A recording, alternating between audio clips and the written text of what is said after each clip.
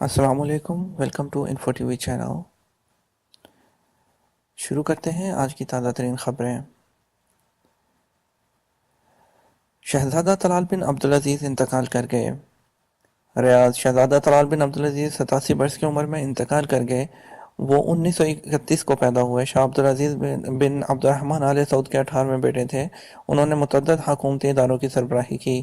سن 1372 ہجری میں وہ مملکت کے پہلے وزیر ٹرانسپورٹ مقرر ہوئے اور سن 1374 ہجری تک خدمات انجام دیں، جس کے بعد انہیں ڈپٹی وزیر خزانہ کی ذمہ داریاں سونپی گئیں، اور سن 1380 ہجری میں وزیر خزانہ متعین ہوئے، اور سن 1381 میں انہوں نے وزارت چھوڑ دی اور انہیں فرانس میں سعودی عرب کے سفیر کے طور پر متعین کیا گیا۔ شہزادہ طلال بن عبدالعزیز علم دوز شخصیت کے حامل تھے اور انہوں نے متعدد تعلیمی اور فلاحی منصوبے شروع کیے اور ان کی سرپرستی کرتے رہے۔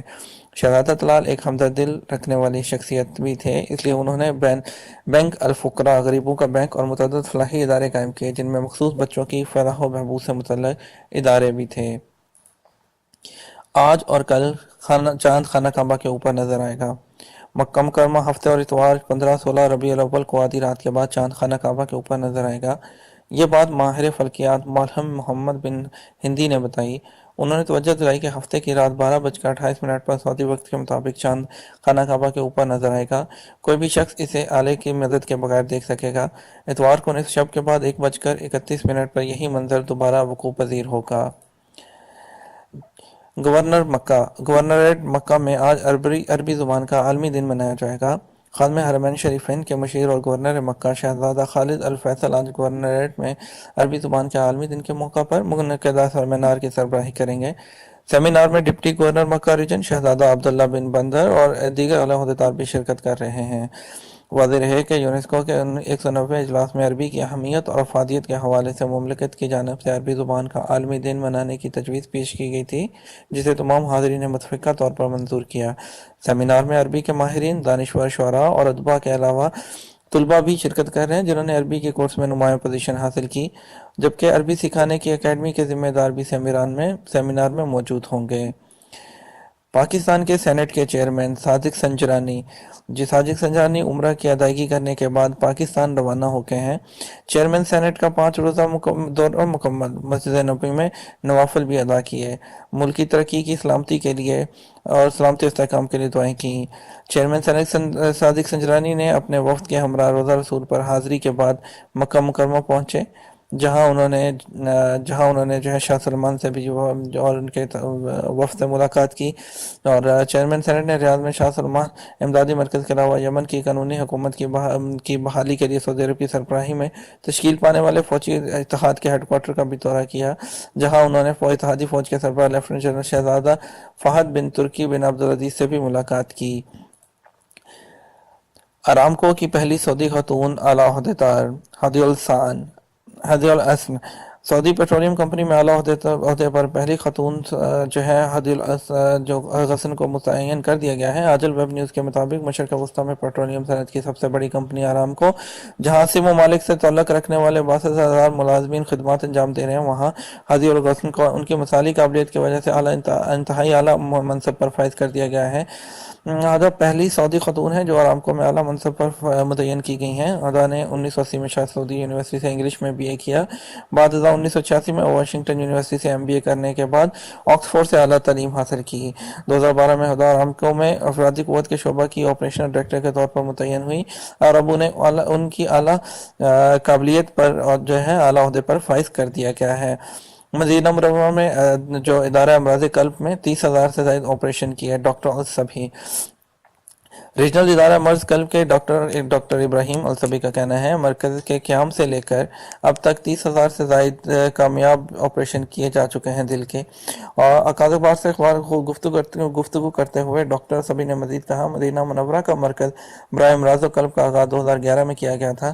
اس دوران سینٹر میں 2016 میں اوپن ہارٹ سرجری کی گئی، 30,000 سے زائد اینجیوگرافی اور اینجیوپلاسٹی بھی کی گئی۔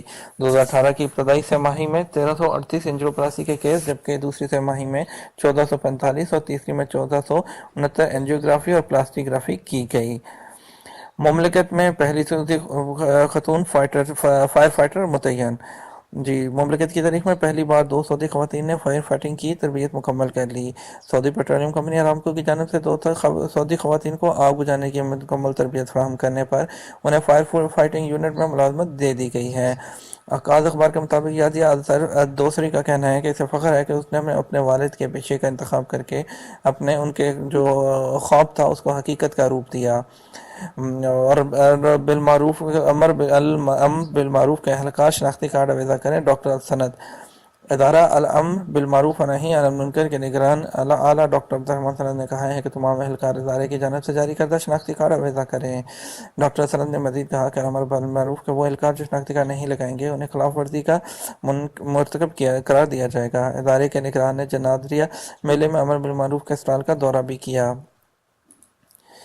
مسجد قباء آج رات سے 24 گھنٹے کے لیے کھلی رہے گی۔ وزیر اسلامی امور و دعوت رہنمائی شیخ ڈاکٹر عبداللطیف آل شیخ نے اعلان کیا ہے کہ خادم حرمین شریفین کی ہدایت پر مسجد قباء آج رات سے 24 گھنٹے کے لیے کھول دی گئی ہے۔ آل شیخ نے صحافیوں سے گفتگو کرتے ہوئے توجہ دلائی کہ خادم حرمین شریفین تمام مساجد خصوصاً حرمین شریفین اور اسلامی تاریخ کی پہلی مسجد قباء سے غیر معمولی تعلق رکھتے ہیں۔ ان کے زائرین کو سہولت فراہم کرنا اپنی اولین ترجیحات میں رکھے ہوئے ہیں۔ انہوں نے اسی جذبے کے تحت ہدایات جاری کی تھی کہ مسجد قباء زائرین کے لیے 24 گھنٹے کھولی جائے تاکہ دنیا بھر سے آنے والے زائرین کو کسی طرح کی کوئی پریشانی نہ ہو اور وہ جب بھی چاہیں مسجد الحرام اور مسجد نبوی شریف کی طرح مسجد قباء کی بھی زیارت کر سکیں۔ مدینہ منورہ میں 30,000 سے زائد آپریشن کیے گئے، ڈاکٹر سبھی۔ اور اس کے علاوہ آپ کو اور مزید خبریں بتاتے چلیں تو بازار جانے کے لیے محرم ضروری نہیں ہے۔ ریاض سعودی عرب کے معروف عالم مولانا القسیم میں دارالفتاء کے سربراہ اعلیٰ ڈاکٹر خالد المصلح نے بتایا کہ خواتین کو بازار جانے کے لیے محرم ضروری نہیں، محرم کے بغیر بھی بازار جا سکتا ہے۔ وہ مذہبی استفسارات اور ان کے جوابات کے خصوصی پروگرام یستفتونک میں ایک خاتون کے سوال کا جواب دے رہے تھے۔ خاتون نے دریافت کیا تھا کہ محرم کے بغیر بازار جا سکتی ہیں اور کیا 8 سالہ بچہ محرم ہو سکتا ہے؟ ڈاکٹر خالد نے جواب دیا کہ اپنے شوہر کے اپنے شہر اور قصبے کے بازار میں جانے کے لیے محرم کا ہونا ضروری نہیں، اصل مقصد خاتون کا محفوظ ہونا ہے، اور انہوں نے شہر مارکیٹ آنے جانے میں اسے کسی طرح کا کوئی خطرہ نہیں ہوتا، لہذا محرم کی ضرورت نہیں۔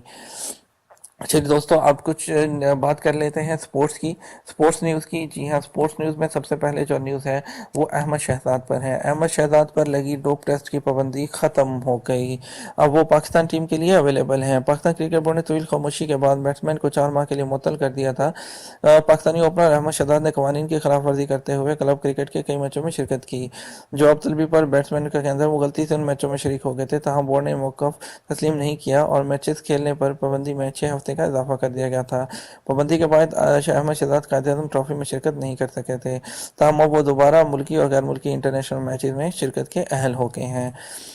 پی ایس ایل کی چھٹی جو ٹیم ہے وہ علی ترین جہانگیر ترین کے بیٹے نے 74 کروڑ روپے میں بہت مہنگے حقوق میں جو ہے وہ حاصل کر لی ہے۔ پاکستان کرکٹ بورڈ کا کہنا ہے کہ پی ایس ایل کی چھٹی ٹیم ملتان کنسورشیم کے مالک علی ترین نے خرید لی۔ وی سی بی کے مطابق پی ایس ایل کی چھٹی ٹیم کے حقوق ملتان کنسورشیم نے 7 سال کے لیے حاصل کیے ہیں۔ میڈیا سے گفتگو کے دوران علی ترین نے ٹیم کو جنوبی پنجاب کے لیے تحفہ قرار دیا اور کہا کہ اگر قانون نے اجازت دی تو اس کا نام ملتان سلطان رکھنے میں حرج نہیں ہے۔ اور کرکٹ کی تاریخ میں نئے باب کا اضافہ۔ جی، پہلی دفعہ دو خواتین امپائرز کلیری پولوسیک اور ایلوسین شیریڈن آسٹریلیا میں کسی پروفیشنل کرکٹ میچ کو مکمل طور پر سپروائز کرنے والی ہیں۔ یہ دونوں خواتین پروفیشنل امپائرز بن جائیں گی۔ یہ خواتین امپائرز ویمن بگ لیگ میں ایڈیلیڈ اسٹرائکر اور میلبورن اسٹارز کے درمیان ہونے والے میچ کا سپروائز کریں گی۔